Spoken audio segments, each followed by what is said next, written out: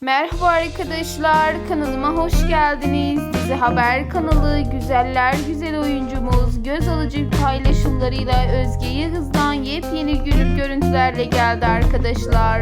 Özge Yağız hayranları ekranlara, telefonlara yakın olsunlar çünkü Özge Yağız'dan yeni görüntüler Marmaris'in eşsiz güzelliğinde, eşsiz doğasında güzel paylaşımlar yapan güzel oyuncumuzun bu muhteşem karelerini, en özel paylaşımlarını sizlere paylaşıyorum ve beğeneceğinizi umuyorum.